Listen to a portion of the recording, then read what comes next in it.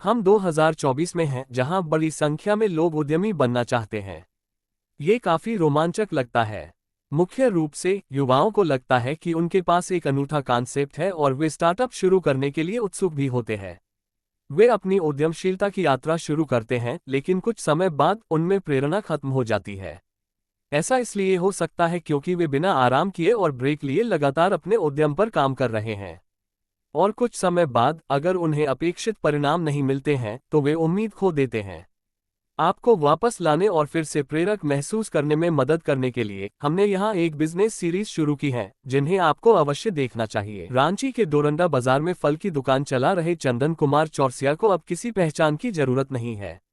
ईमानदारी के साथ कड़ी मेहनत करने वाले चंदन ने आज अपने व्यवसाय को काफी बड़ा रूप दे दिया है। अब उनकी गिनती शहर के बड़े फल व्यवसायियों में होती है। चैप्टर 1 प्रेरणा। कहते हैं कि सफलता किसी को यूं ही नहीं मिलती है। सफलता की बुलंदियों को छूने के लिए दिन रात एक करके मेहनत करनी पड़ती है। बचपन से अभाव और संघर्ष का सामना करने वाले रांची के चंदन कुमार चौरसिया को शायद जीवन का यह मूल मंत्र समझ में आ गया था। इसीलिए उन्होंने पिता के काम को बड़ा और विस्तृत रूप देने का मन बना लिया था। चंदन को इस बात का अक्सर मलाल रहता था कि उनके पिता ठेले पर घूम घूम कर फल बेचने का काम करते हैं। कई मौके पर बचपन में वह भी अपने पिता के साथ फल बेचने का काम किया। घर परिवार चलाने के लिए उसने अपने पिता को संघर्ष करते देखा।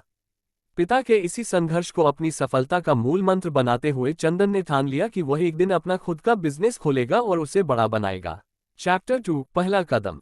35 वर्षीय चंदन कुमार चौरसिया ने जब व्यवसाय के क्षेत्र में अपना कदम बढ़ाया तब पैसे की तंगी थी। व्यवसाय को खड़ा करने और उसे बड़ा करने के लिए चंदन ने सबसे पहले प्रधानमंत्री मुद्रा योजना के बारे में जानकारियां इकट्ठी की। सोशल मीडिया का सहारा लेकर चंदन ने मुद्रा योजना के बारे में काफी जानकारियां उठा ली थी। अब बारी थी उस पर अमल करने की। मुद्रा योजना के तहत लोन लेने के लिए चंदन बैंक ऑफ इंडिया जाकर लोन के लिए अप्लाई किया। पहली बार लोन लेने के कारण चंदन को बैंक की ओर से 50,000 रुपये लोन की राशि मिली। लोन की राशि का इस्तेमाल चंदन कुमार चौरसिया ने फल के व्यवसाय में किया। चैप्टर 3 समझदारी से लिया काम। कहते हैं कि सच्ची लगन के साथ काम करने वालों के भगवान भी मददगार बन जाते हैं। दिन रात एक करके चंदन ने फल व्यवसाय को गति देना शुरू किया और धीरे धीरे व्यवसाय से अच्छी कमाई करना भी शुरू कर दिया। पैसे आने पर चंदन ने समझदारी का परिचय देते हुए सबसे पहले लोन की राशि का भुगतान किया और शेष बचे हुए पैसे को पुनः व्यापार में लगा दिया। समय पर लोन का भुगतान करने से बैंक अधिकारियों ने भी चंदन की जमकर सराहना की और उन्हें पुनः 1.5 लाख रुपए की लोन राशि का भुगतान कर दिया। चैप्टर 4 बिजनेस को बढ़ाने के मौके खोजो। दोबारा इतने पैसे मिलने से चंदन के हौसले और अधिक बुलंद हो गए। चंदन ने स्थानीय बाजार से हटकर दूसरे राज्यों से संपर्क बनाना शुरू कर दिया।